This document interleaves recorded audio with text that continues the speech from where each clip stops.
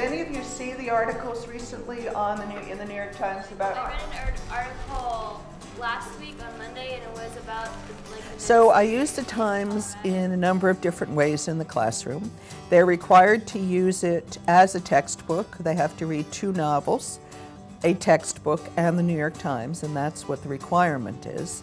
And then what they must do is in the discussion sections, they have to present the material on an article in which they present what they learned from the article and then tying it to a sociological theory or concept so that they understand the material of sociology, but as it's relevant to a day-to-day experience. So they really learn that sociology is real world and not just an abstract concept or theory. Almost every day there would be what I counted up to be about an average of 7 stories a day that had to do with religion one way or another. And that was not even using a very broad definition of religion, which I do use.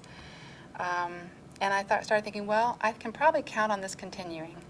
So I'm going to try teaching a course called Religion and the Times, where we combine looking at the paper on a daily basis and seeing what the major stories are that have to do with religion, and looking at some theoretical resources to help us understand what's going on.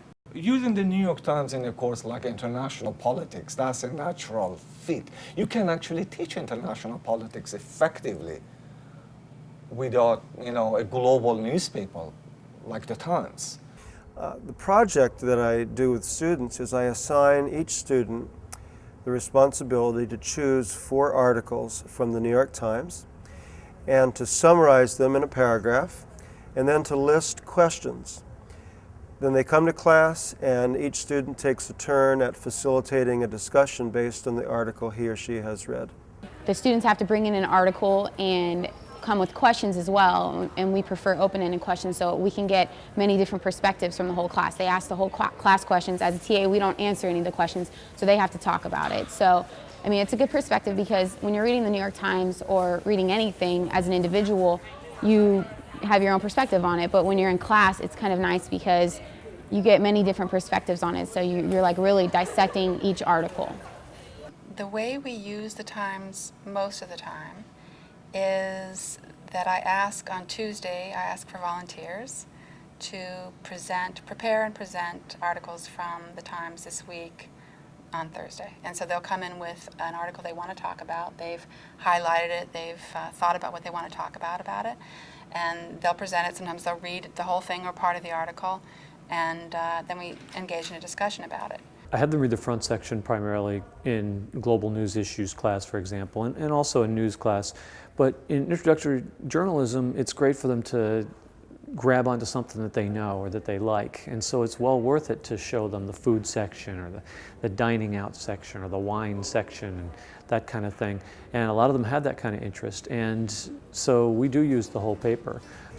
We have a program on campus that has become very successful, and we call it Times Talk.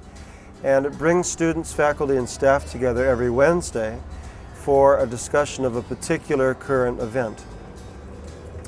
A professor will sign up to facilitate for the day, choose a particular article, and we will distribute that to the students and the faculty, and they'll come together and talk about it. I find it a really invaluable source for discussion, for illustration of theory, for looking at how history affects the present, and for stimulating thinking about the future.